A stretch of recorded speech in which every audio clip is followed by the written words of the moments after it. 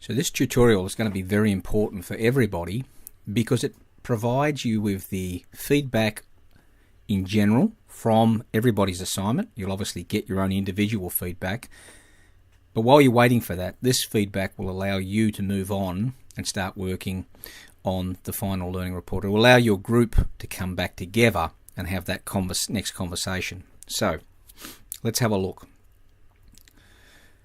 The generic feedback, I've marked nearly 100 of the assignments, so hopefully by the end of this week we'll pretty much have got to the end of them. Section 1, a lot of people not using the terms or concepts, and I do thank everyone who's bolded or highlighted or changed the colour of the concepts. It certainly makes it easier for me to really see how you're trying to communicate your understanding about those. But essentially, if you don't use the concepts and you just simply describe your idea and what you think you might do about it, then it makes it very hard for me to understand whether or not you understand those concepts. And it's really important that you use them in an integrated way. All right. So the more you can integrate the concepts, so human capital and financial capital and social capital are things which can relate to all other aspects of your assignment. So where they relate, think about how you can make those connections. Some people definitely used a fairly complicated structure, which really worked against their argument. So try and simplify things. During this feedback here, I'm going to share with you what would be the simplest way to do it.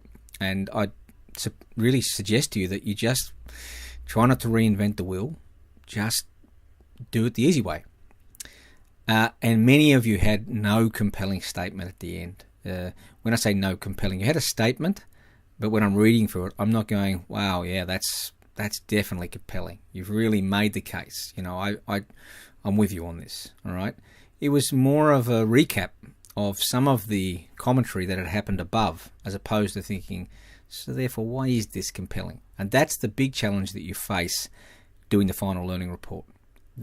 It has to be a more compelling statement than you previously had. So even if you had a compelling, it needs to be more compelling.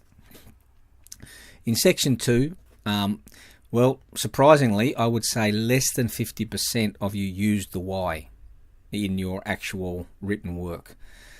It makes it really hard for you to know how often you've actually explored your thinking, and it makes it almost impossible for me to know exactly when you did explore your thinking. That is, when is the previous sentence being explored by the following sentence? As a result, there was a lack of depth, and you'll hear that in my feedback to most people talking about that last sentence of each paragraph. I can easily put a why onto it. Now, if I'm hanging there waiting for that next why to be answered, then that suggests that you haven't gone down deep enough. There's also an uneven consideration of the question. So some people will load up on questions 1 and 2. By the time they get through to 4 and 5, there's not much happening in terms, it's just 2 or 3 sentences. So have a look. The questions aren't worth equal marks. Questions 1, 2, 3, and 4 are equal. 5 and 6 are slightly less, and then question 7 is worth more. So make sure, if you're going to have an uneven contribution, make sure that it sort of sits, it doesn't disadvantage you. If you get to the end and think, I haven't got much room here for question 7 because I've run out of words, you're actually not helping yourself, because that's the question that's worth the most marks out of all the questions. So that's just some generic feedback, okay? So let's look specifically at section 1 in your final learning report. This would be the structure that I would suggest. So the big issue, and this is the generic feedback to you all. So you're going to start by telling me what your original CPS statement is. Now, I reckon there's only a few people that I would say have written a really simplistic and concise CPS statement. Forget about whether it's compelling or not. Here, you need to give me 1 or 2 sentences. Look, if you give me 4 or 5 sentences, you're just wasting your words. Crack it down to what you should have been able to do in the interim learning report. What is the essence of this idea? Which end user is facing a problem that you have proposed a solution for? That's it, right? That's all the CPS statement needs to do. It's the solution side of it where you're going to tell me why this is compelling, all right? So that's more of your second sentence, right? But depending on how you write sentences and use commas, It could be one long sentence, it could be two, all right? But when I read that as your introduction, that's telling me, well, I have done this thing called an interim learning report, and this is where I got to. This was my summary, my CPS statement, but just don't cut and paste a whole paragraph across, because it's going to make it really, really hard for you to do well in the assignment, because I'm going to be eventually comparing your final CPS statement back to your original starting point, all right? So that's where I would start. Put in your original CPS statement. It's 1 or 2 sentences. Look, if it's 3, it's not the end of the world, but it certainly shouldn't be a whole big paragraph, okay? And it should be based on exactly what you wrote. So don't try and rejig it. Just write it what you thought it was to start with. Second, now we're going to work on the assumption. This is for everybody. There's no possibility of you having financial capital. And what I mean by that is you might be able to use your social capital and your human capital to access particular resources. That's okay, but there's no actual money. All right? So we're going to work on the basis that there's no money. So yes, you may have financial capital which through your access to particular resources, that's still okay, but you don't have any money at all. No cash that you can use. Now, your ideas development is 100% dependent on your ability to use energy and or other coactions to move this forward, all right? So what is happening independent of you in your operational environment that you could tap into and use to your advantage? What types of relationships could you use with other stakeholders, be they government, local industry, local bodies, whoever, other companies, other competitors? What other relationships could you develop? Coaction relationships. So here we're specifically thinking about commensalistic relationships, where first party, the other party is unharmed and you benefit, or hopefully a symbiotic relationship where both parties are going to get a plus. All right? So that's the critically important thing. We now don't assume that we've got any money to move this thing forward. We now have to try and come up with a strategy which is based on using energy and coactions.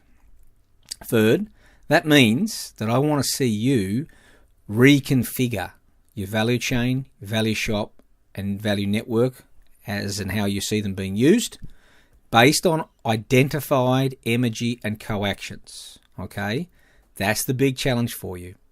Identified energy, and so I want you to name it up, right? This energy and coactions that you think are out there that you could use to your advantage.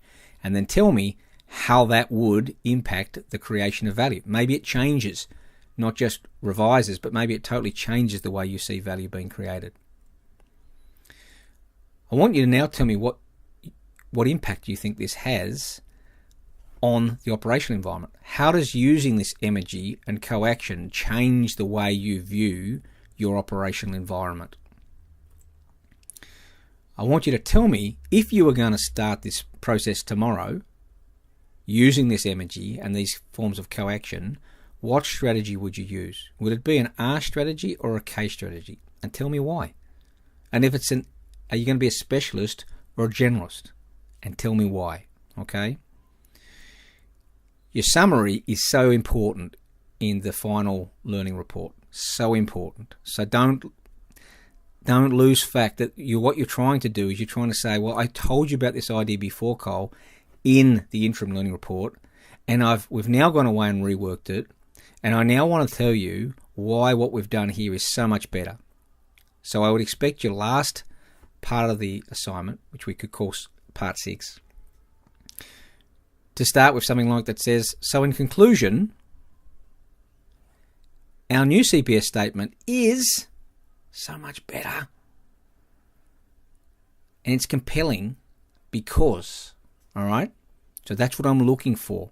When you get to the final throes of this section 1, I want you to tell me what your new CPS statement is, and I want you to tell me why it's more compelling than your old one, which would be where we started, the introduction, all right? And that, for a lot of you, that will be a cut-down version, but the essence of what you told me before, all right? So, That's section 1, and that's all you need to do. Tell me, what was your original CPS statement? And it may mean cutting it down to just to get back to the core idea. Work on the assumption that we now have absolutely no possibility of our own monies going into this, and we now have to identify specific forms of energy and coaction to be able to rejig and reconfigure what we're going to do. Tell me what that means for your value chain, value shop, value networks in terms of how you may be able to create value better in a different way, and how would you capture it? A lot of people didn't tell me a lot about how they were going to capture the value. Explain what the impact of all of this is on your operation environment. How does it make it hopefully better? Tell me what strategy you're going to use in terms of short-term focused, long-term focused, narrow market segment, broad market segment. And then in conclusion, when you wrap it up, tell me what your new CPS statement is now, or COS statement if you're in that situation. And tell me why it's more compelling. Tell me why it's now more compelling than it was previously. Okay? So that's section 1. For section 2, you see the little red arrow I've got here. Well, one of you clever people out there did this, and I think it's a great symbolism. So we've got the why, and we've got this arrow pointing down, which I think is fantastic. So I'm going to pinch this idea to help other students understand that the why isn't just about asking yourself a question, it's asking yourself a question so that you can go deeper, all right? So my general feedback to you all is, I think for many of you, go back and watch the steps video again. It won't hurt you. I would say more than 50% of you really didn't get into using that model in the way it was supposed to. As you work through each question, you should be uncomfortable with yourself, because you're recognizing things about yourself that are potential weaknesses, that are things that you might not necessarily want to embrace, that you might not want to discuss, right?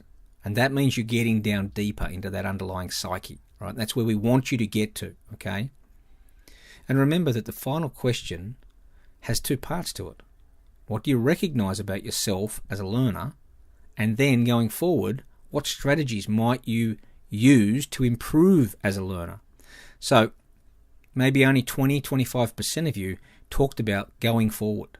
What strategies could you use? Remember, that's the aim, okay? So if you go back to the video, you'll see this slide, all right? So you got a primary question. Now, I think the primary question is going to be something along the lines of, what have you learned about yourself and or your ability to be entrepreneurial during this semester, okay? So reflect on that, and the starting point is to work out, what have you learned that's new about yourself? All right? It's all about you. So what have you learned that's new about yourself? That's your starting point. If you go deep enough there, the second question, how does it relate to your values, should be ready to roll, right? There should be a nice connection between questions 1 and 2, because the depth from question 1 will give you a starting point for question 2. If you go deep enough there, you'll definitely be connected to question 3, which is, how have your values and beliefs been challenged, right, as a result of this process? When you get to the end of that, I'm asking you to think about what you've just discussed in those first 3 questions, and now think about how it applies to a life experience. So if you've thought about, a weakness that you have, a vulnerability you have, a disposition you have, think about a life experience where that has been positive or negative for you, and bring that into bear. I kid you not, most probably 50% of you have said something along the lines of, I really don't have a lot of life experience in this context. You create the context. The context is based on your own reflections, right? Which are based on your life, and most of you have at least 20 years of life experience. So think of a context where this was an issue, right? And then you can explain why it was an issue, right? Likewise, when you get to question 5, think about now, how do you think this issue plays? Whatever it is you're pulling down the stairs, what is it? And how does that play through in terms of your understanding and appreciation of others? Is this issue something that you can only deal with internally? Is it something that by understanding how other people view the world, you can actually gain a better, insight into your own world? And as a result of going through this unit and talking to other people in your groups and your folks at home and people in the workplace, what other new sources of information have you been able to engage with which have changed the way you are thinking about yourself and about other things in life?